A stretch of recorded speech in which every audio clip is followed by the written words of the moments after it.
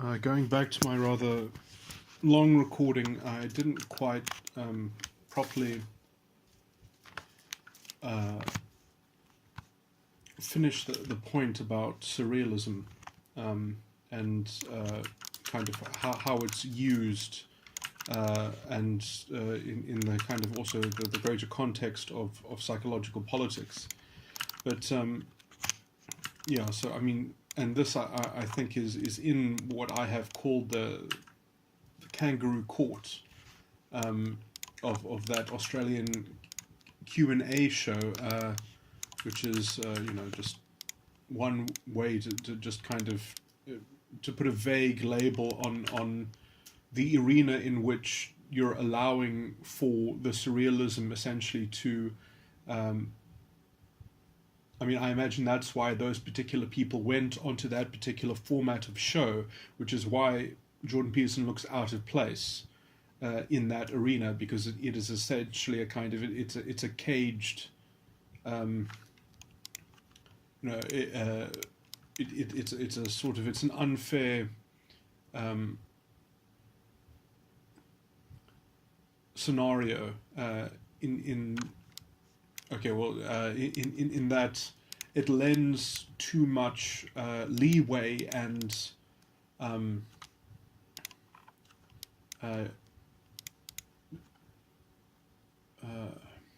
it has too much inbuilt allowance of the instrument of surrealism, so it's very easy to conduct a kind of a surrealist rhetorical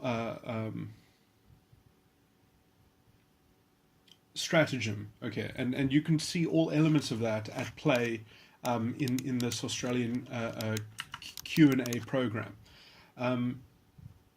So I went at great lengths to try and describe some of the internal mechanics of the kind of the psychology which this political ideological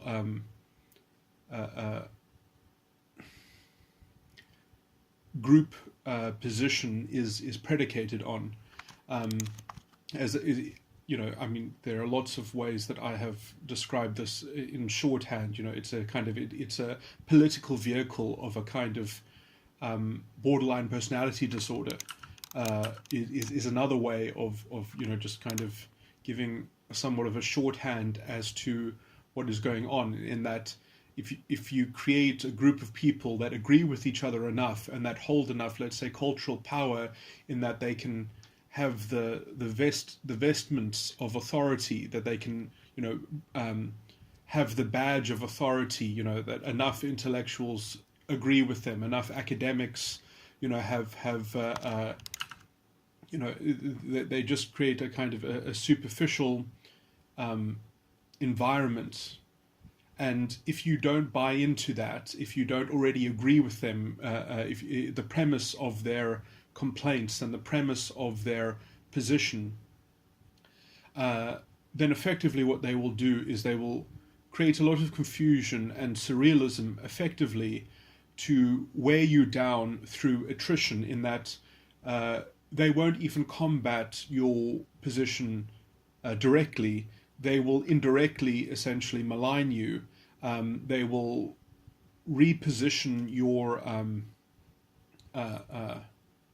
they will reframe your points, that they will effectively summarize your worldview and your perspective according to the premises in their ideological setup, which they won't ever kind of express or allowed to be inspected or allowed to be directly challenged, and to have a kind of a discussion on first principles.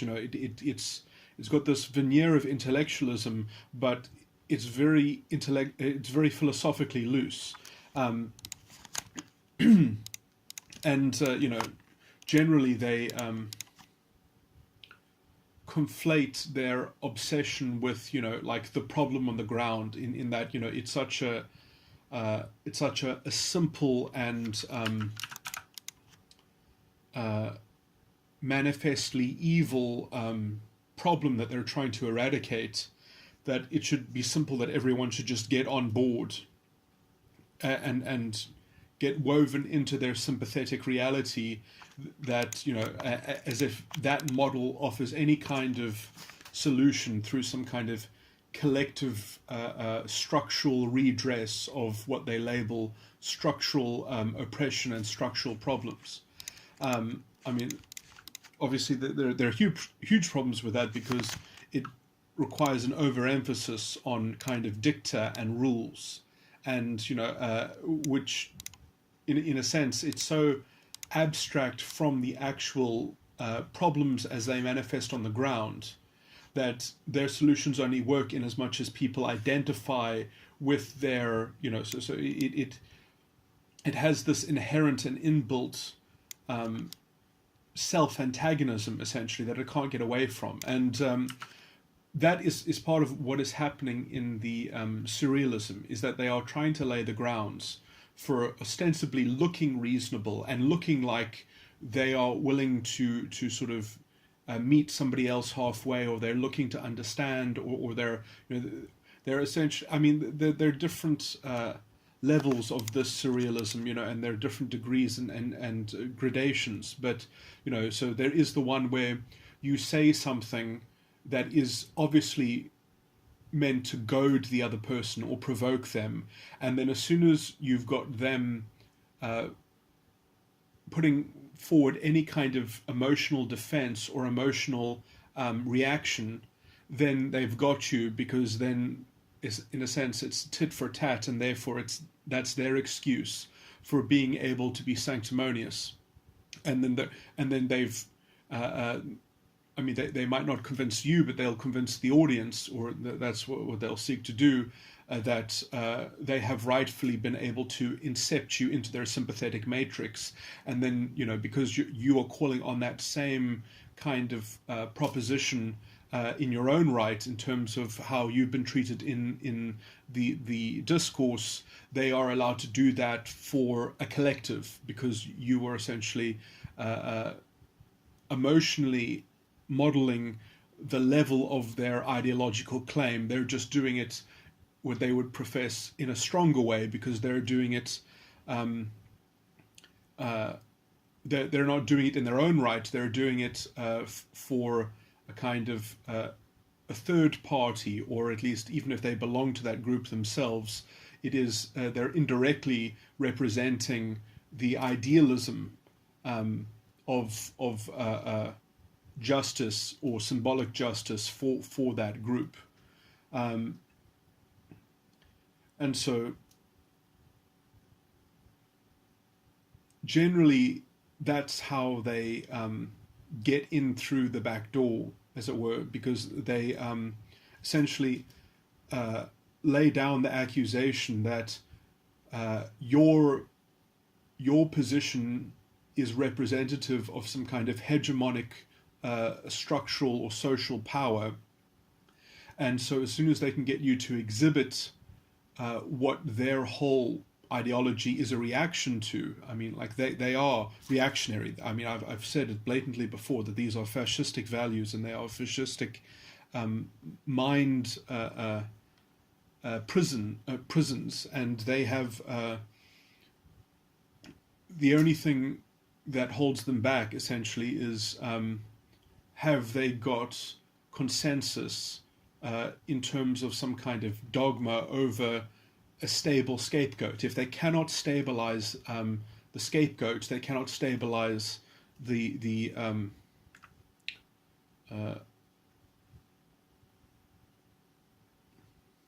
ideological platform, and or at least the political translation of the ideology. And so that is the level at which the culture war is effectively operating on, is they are trying desperately to stabilize the ideological scapegoat within the political realm, and within, let's say, taking over the secular space in society and having it be controlled by their orthodoxy. And so what you see in the surrealist assault essentially is that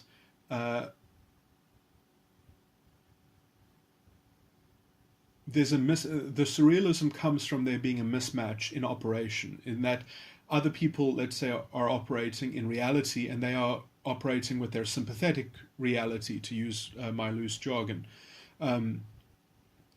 and they need a door. They need to fashion a door in which they can extract some kind of complicity or agreement from the other person on into the sympathetic model, the sympathetic reality model. And so when the other person is putting up a resistance to that, essentially what they do is they try to encapsulate that resistance as being as belonging to the model of sympathetic reality, that that they've got a label for those people within that ideological model. They've got an understanding of those people. The ideology tries to define and describe people who don't believe in it and what they're doing wrong or something like that. And so you see these inherent what looks like attrition, essentially, in that you don't directly take on the argument with the person. You essentially subsume them, and you do that by continually, essentially, repeating where your ideology places them and where your ideology positions their position, essentially. So you are reframing their case for them. And, obviously that's problematic. I mean, that can be part of a genuine discussion if there is a direct exchange, but that requires time to give proper reply. That requires a real back and forth that is allowed to, get some depth in. And, although it is annoying to listen to these people because they are so banal and all they do is essentially repeat themselves and repeat their call to arms with this great enemy or this great abstract problem, which can only be solved by some recourse to understanding the world through sympathetic reality and creating some kind of guardianship or some sort of guardian of a downtrodden faction in the sympathetic reality, which, those kinds of solutions are all abysmal. They never work, and they always inculcate within themselves the very thing which they are supposedly the solution to. It generally follows the Jungian principle that what you resist persists. And because what these people are resisting with their sympathetic reality that isn't even real, it's somewhat fabricated, they bring it into, they summon it into being, which is why they are the propagators of fascistic values, and why Hitler would have rightly called these people useful idiots, because their only function in society effectively is to spread fascistic values. That's all they end up doing. And, then eventually, anyway, I'm not going to get into that tangent, but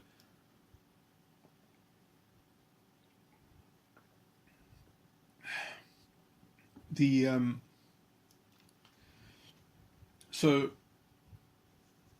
just going to give some more description around the surrealism. So surrealism happens in two ways, or roughly three ways, but it's more of a spectrum, where people are either goading you with of provoking you, or they're even goading you by trying to say something that is trying to be too simple, and then when you want to apply some nuance to it or some depth or some unveil it, then they will be emotionally upset that you are falsely reducing their very innocent and pure ideological vision, which you saw a bit of that in the Australian Q and A with against Jordan Peterson. And then you get the one where you're just completely reframing the person's position, where they're subsuming you, and you're not given a kind of proper reply or any avenue of kind of redressing that. to call it it's not really a straw man because it can be part of a genuine exchange, but when the format does not actually allow for an exchange, then that is what brings on my kangaroo court analogy. And so you've got this. Okay, and then the other aspect in the surrealism is essentially is that also you're being tone policed at the same time. So you've got this tremendous intellectual work which you have to do just to conserve your own position, just to conserve the integrity and let's just say the what's the word that means like potential validity, just to conserve your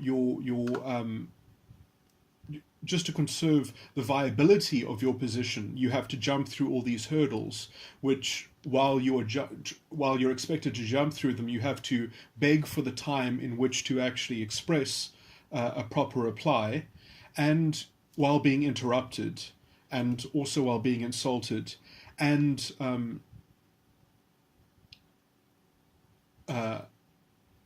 while being put up with all this kind of like emotional goading, and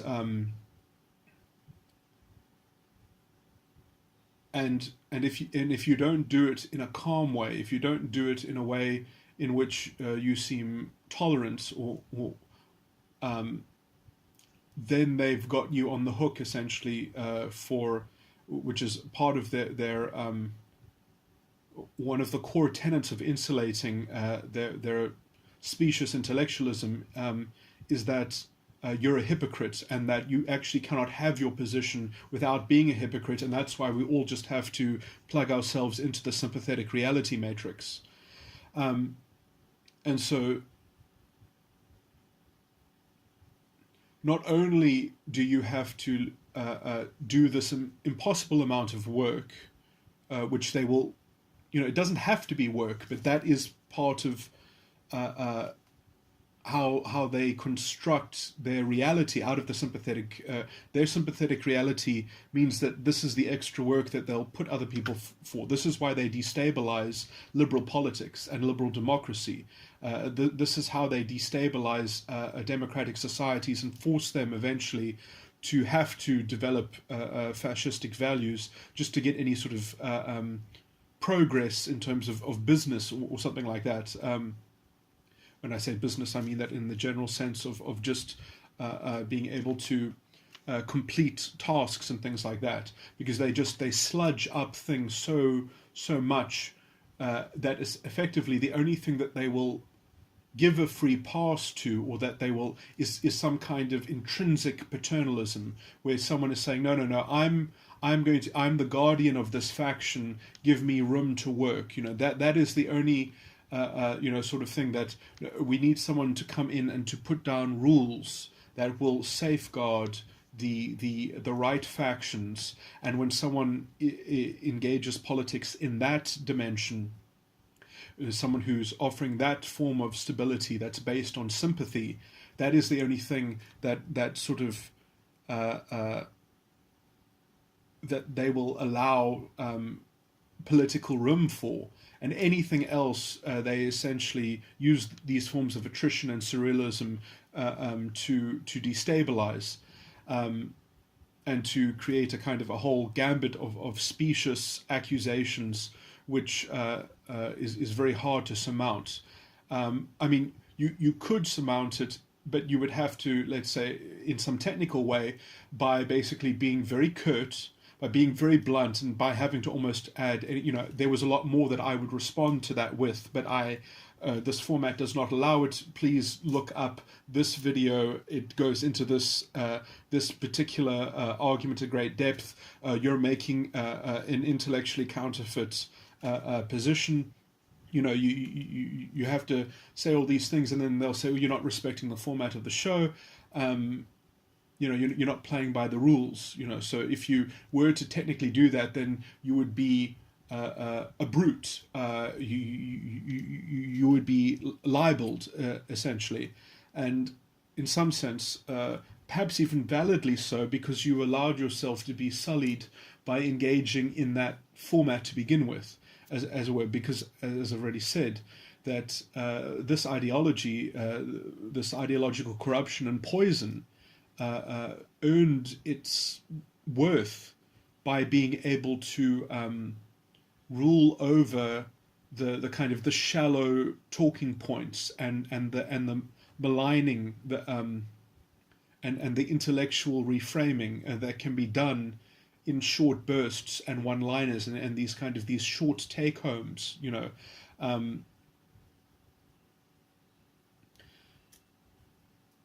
So let me just see if I've covered the surrealism fully. And there's another element of the surrealism where it effectively, because they've got these kinds of these two standards which they're applying against you. One, which is the actual, let's say, the quality of the discourse according to their ideological precepts, which is, the sympathetic reality, which you have to, which they'll almost compel you to respect, or to give some kind of technical allowance to.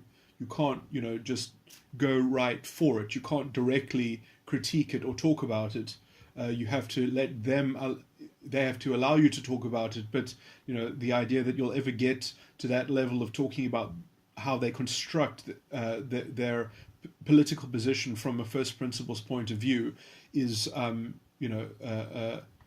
an intellectual task that I don't think they're if they believed in that dimension of analysis, they probably wouldn't have become joined this groupthink and slave morality where they're just obsessed with maximizing outcomes, which is essentially a spiritually dead and slavish already mentality to be possessed by. And it allows for, the only life that it allows is this hypothetical imaginary sense in which they can imagine the symbolic justice that this kind of these fascistic values will serve will somewhat have an interface with their morality, and effectively because everyone will be on the same page and we'll all have some kind of consensus that will be drilled into society, you will have this kind of amalgamated, almost the traditional function of religion will be completely amalgamated with the government and the state, will be the moral arbiter over identity. That is the kind of, and then they contemplate that will be the salvation, essentially. That will be then politics will work as it should according to that kind of.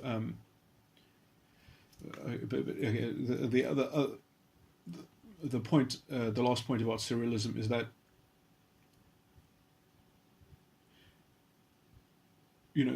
they will try catch you into getting into a tangent or getting into talking about something that they consider to be an inappropriate avenue to pursuing, and that's the problem, is that eventually you'll only ever be able to make ground when they can tolerate to listen to that long enough for them to actually see that there is an alternative perspective. And there is a valid alternative perspective, and their argument against it essentially is essentially that they want to be slaves so badly, that they're willing to create specious and convenient shortcuts into why they are compelled to create a collective vehicle that obviously has to be driven by something, and that will be the guardianship principle. But that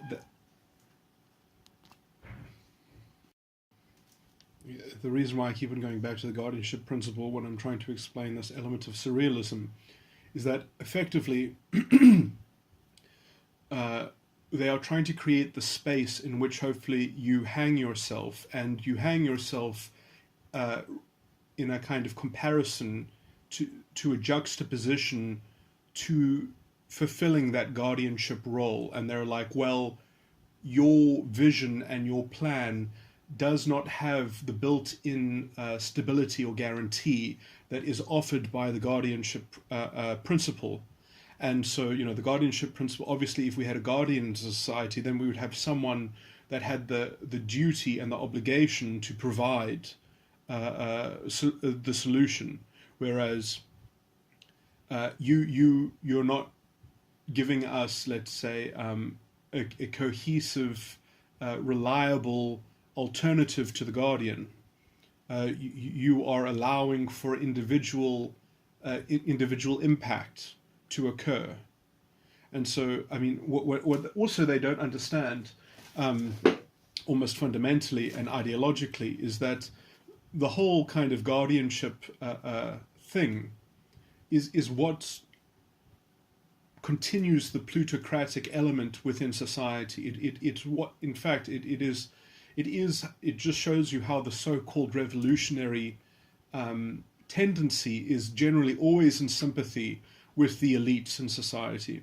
And there is this, and so even as they might be even primed to destroy, let's say, the current elites and just replace them with new politically connected elites, it doesn't, in fact, it intensifies and it perpetuates, and in fact their model of fixing it actually presumes and ensures that there will always be this very distant elite that is living in a very different space to the rest of society. It's funny that they don't notice that their ideology is almost so counterproductive. But the idea, for instance, that you need to increase the taxes on the very rich, this is an idea that gets worse and worse for society and government as you continue, because the more that government is dependent on the very few people at the top to supply it with money, the more that government must facilitate the mega rich in sustaining the inequality within society. Effectively, you are aligning the interests of the state in terms of how it collects tax with the interests of the ultra rich. I mean, it's amazing that they don't understand this in a fundamental way. That, oh yes, it's so wonderful. Let's overtax the rich because those bastards have too much, and in so doing, they generate this implicit codependency between the mega rich and politics. I mean, it's because then by design the government is dependent on that ultra rich class. Structurally, it's going to be dependent on it. And the idea that you're going to redress that with tokenism, and it has been redressed with some levels of tokenism, which will never be able to structurally balance anything, which will never be able to make any genuine and authentic development or transformation, because all it can do is give some benefits to some tokens, which will always be politically connected essentially. Or some very few people at the grand destabilization of the rest of the sabotaged economy to just facilitate that essential ideological corruption. It's like the idea that we've got this abstract argument about how we should all be living like kings, so let us construct the helicopters that will take the very few people into the new palaces. But obviously there aren't enough palaces for everyone, and we can only construct a few helicopters. And so instead of developing ropes and ladders and building up towards what we're going for, no, we're just going to build one helicopter and one group of elites are going to escape. That is the model that they profess. That is what they're going for. And so they will... Essentially, the only way that you can do this is because you can blindly hate the scapegoat, and you can blindly blame the scapegoat, and so you never develop self-determinism and responsibility and accountability. And I just want to also say that in my very long recording, which is perhaps a bit, has a lot of fragments in it, but the analogy with Brexit, I think, is also, that is worth thinking about as an analogy as well, in terms of the ideological analysis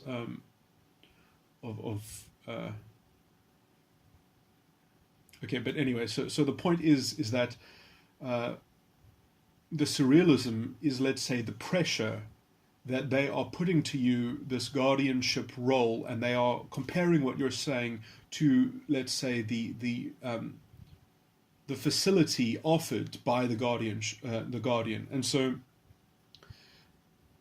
they will speak up in favor of the ideological guardian principle. They will. That's what they are putting to you. That is what they are saying, but you're not answering the question like the guardian would provide solutions to this. And that is the premise of their question. That is the premise of their reframing. Effectively, we need someone that we can live through, and in terms of that, they will take on the collective accountability.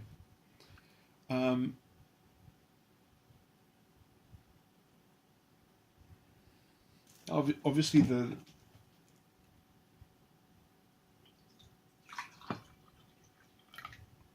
this does not obviously negate, let's say, the detailed debates over specific fields. But you see, this is the thing, is that you have to get this stuff right, because if your position is automatically that this is how you make progress, I mean, you've got this group of so-called political people who are essentially just primed to give power to the worst corrupt political elites in waiting, essentially. Because it's just automatically the idea that the more influence they have and the more power they take, that somehow that's a win for us, that's a win for the great many.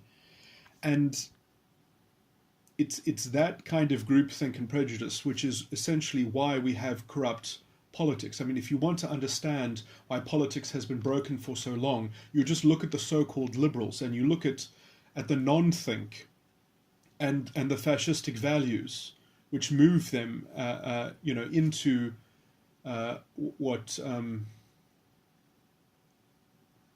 the other Weinstein. Why am I so bad with names? The mathematician Weinstein, says is the search for a cheaper electorate.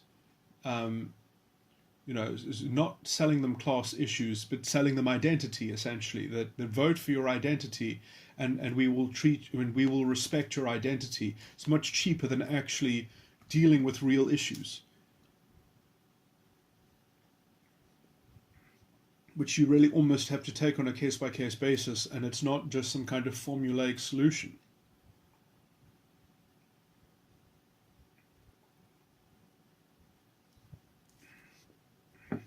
And so the degeneration of the so-called left, which it should not be called the so-called left, it should be called the alt-right. It should be called the useful idiot arm of the alt-right.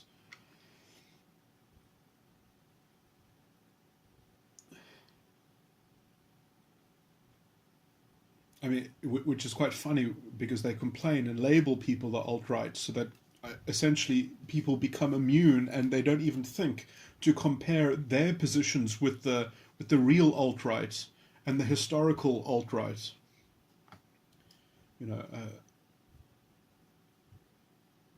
I still can't believe that it's legal to have race and gender studies in my country, South Africa, which is effectively no different from Aryan studies. Instead of teaching about anatomy and racial theory, they just teach about a kind of spiritual anatomy of your historical roots and the essence of you, which is history. And, it's basically spiritual Nazi philosophy. So they don't justify it in terms of biological essentialism. They just justify it according to historical essentialism. It's substantively no different, and it effectively, I mean, it undermines the constitutional values, the founding constitutional values, and somehow these people get away with it. Somehow, the betrayal. And the unlawfulness goes unpunished. And I'm starting to collect, I think, a better idea of a technical revolution, let's just say, to protect the South African Constitution and the South African Revolution. I would say that perhaps the easiest way to go about it is that the Western Cape should restructure the territory of South Africa to only be the Western Cape, and perhaps whatever provinces will go along with it. Hopefully it'll be part of a contiguous landmass. And the rest of South Africa can call itself what it wants, because I don't believe it's even South Africa anymore. I mean, it's just run by a very strong faction of fascistically minded people who have taken over the media, and they've taken over, the amount of power they have over journalism and over, even propagating this incredibly illegal sludge. And their only excuse that any of these individuals have is the rest of the intellectuals were chirping along. It's the ultimate fascist excuse. It's the Nazi legal excuse, is that I was going along with everyone else. That's their fucking excuse. Is they've got enough people in different aspects keeping up their KKK Grand Dragon motif of prestige. They've got Professor Mbembe, and they've got enough people with enough interesting accents to bring their Napoleonically infused culture to bear. To bring in the legal positivism, to completely betray and drown out the constitutional values. And whatever amount of doublespeak they have, to kind of play both sides with their forked tongues, while they just keep on moving this sympathetic reality until it encapsulates and assimilates all of society.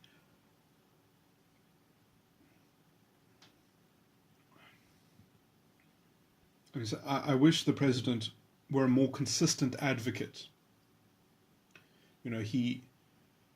I've said before, the only excuse that he might have is that he's perhaps literally trying to juggle while spinning plates, that he has to somewhat pander to the radicals in his own party while feeding them just enough identity politics rhetoric, and then kind of complaining that society has become so racialized, when he has not held the line himself, when he has said both things. When he has made speeches that have betrayed the constitutional founding values, where he has referred and broken up the polity of South Africa into these identity factions, and he has played on that rhetoric to justify his moral paternalism, and in playing this guardianship role, which is toxic. But perhaps, hopefully, he is playing them and he's not playing the other side, although I'm afraid that being this kind of middleman is going to end up being more in their court, because all they need is time. Every August for the last 2 years, the fascists have generally made a cultural push to try and destabilize the state. They had those 2 very great build-ups of burning and violence and protests around August, and then We had the water crisis, which calmed things down the 1 year, and then we had the Global Citizen Concert, which calmed things down another year, and we had Obama giving his very good speech. I mean, the record of Obama in his country, in America, in terms of identity politics, is not good. But his speech that he gave in South Africa bears listening to. It is very, it's a marvelous speech. It really is. It's sophisticated. It's clear. It doesn't go as deeply enough into the psychological component of I think he talks about people having some kind of fear attached to them, which is why they are willing to get into this narcissistic zero-sum fascistic game. That's my loose reduction of the subject that he was speaking right to the heart of, and that did defuse things, I believe, because it at least was intellectually clear enough to sow some doubt against the propagators. But as things fade in memory, I wonder what's going to happen this year around August.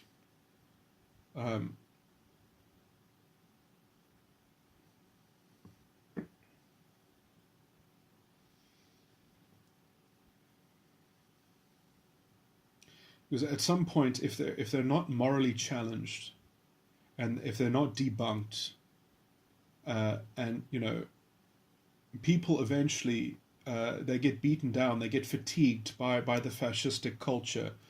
In Germany, many people just wanted Hitler to get power, just so that they wouldn't have to deal with the propaganda from the Nazis. They wouldn't have to deal with the kind of the unbridled social unrest. They were like, just give him the power. I mean, they thought that then things would calm down. Obviously, they don't calm down. They get even worse. They get even more surreal. There's even more hyper propaganda and an intensification of the kind of the group psychosis, and the delusional mythology that has to ground that psychosis. And you have to reinvent the scapegoat multiple times. I mean, the Jewish conspiracy was essentially rehashed and had about 3 separate iterations that were completely separate. And then it eventually became the same thing about your mind has been colonized by the Jews. It's the same. It's exactly the same philosophy that you get from the race and gender studies people.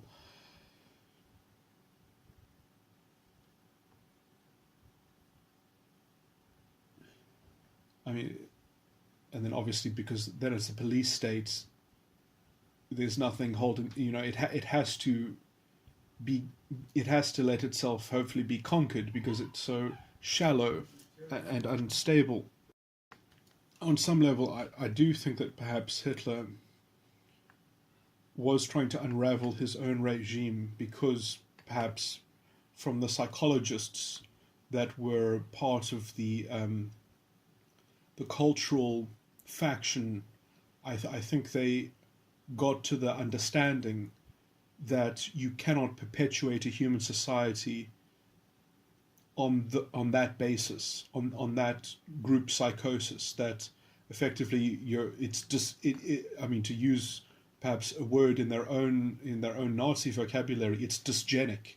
It actually makes people stupider. It will devolve their ability to understand words, even that languages just become molded by the ideology, and the kind of the thinking gets imprinted into the language. It's exactly like the kind of the 1984 conception of how language is molded. Although I must say that at least within this form of I mean, if you do get a kind of rainbow identity politics fascism, which is almost, all it can, it will only be stabilized by being patently fascist at some point. It will have to switch over because it won't be able to, the state won't be able to afford itself. It won't be able to afford its own insane programs.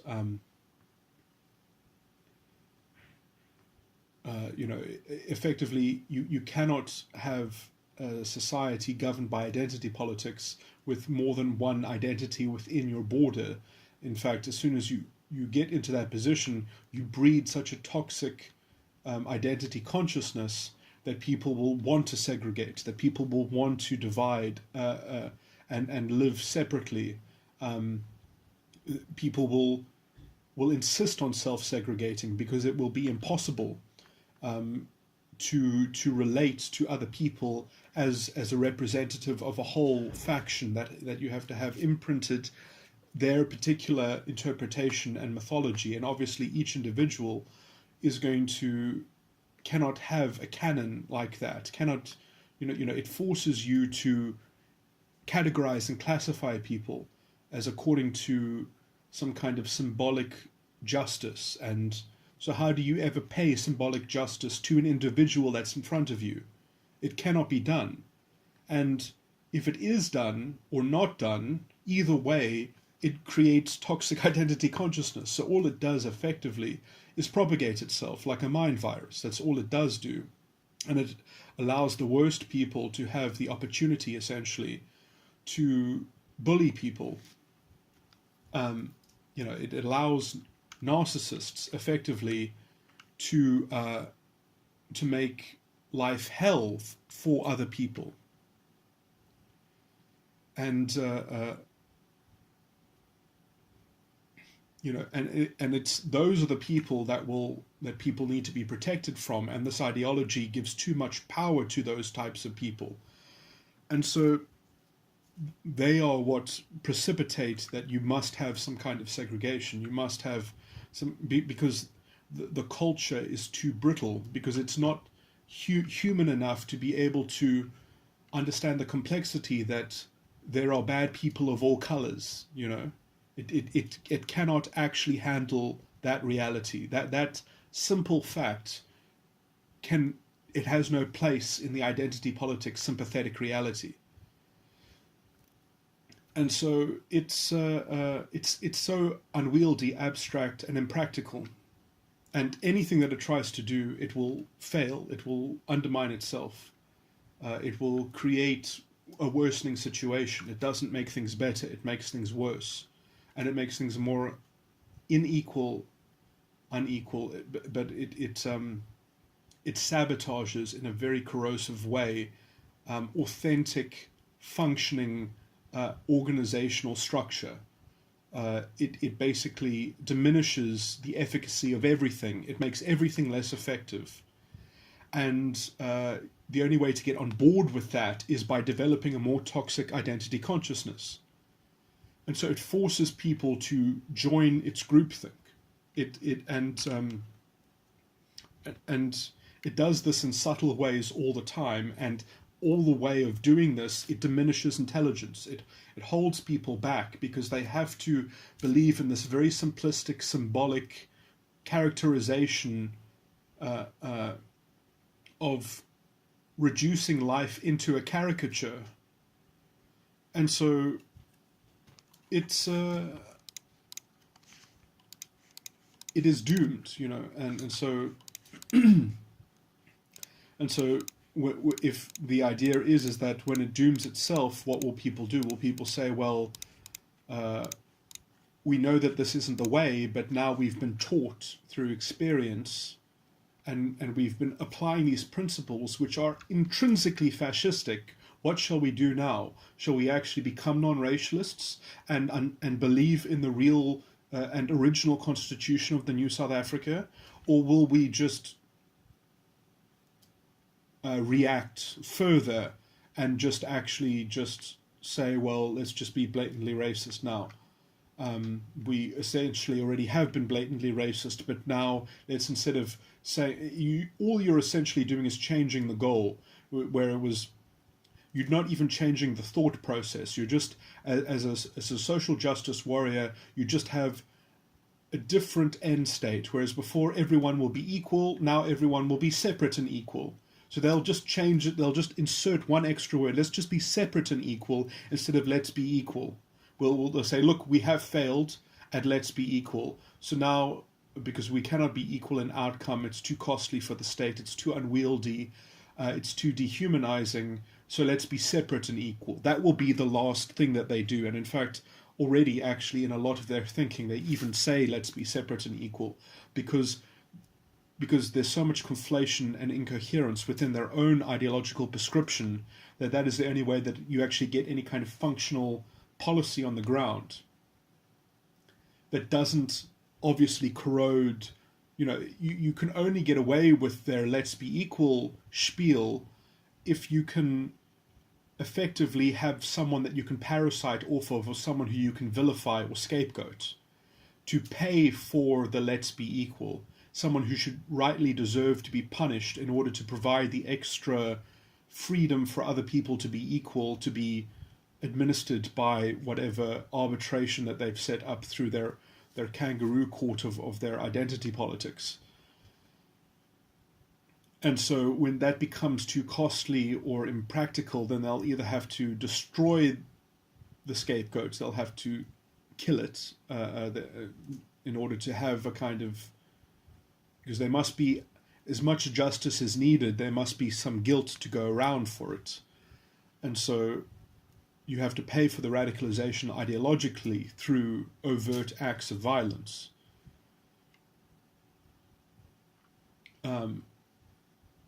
But if they actually want to be self-sufficient and actually have to do it under their own steam, then they'll have to say, eventually at some point, let's be separate and equal, and on our way out, we'll just take what we believe is owed to us. But, it's more stable actually to keep your enemy, to keep the scapegoat alive, because then you've got a continual excuse machine, essentially, which is almost what they've got in South Africa. That is how their ideology has effectively been rolled out, and how it's been going now for about 15 years or so.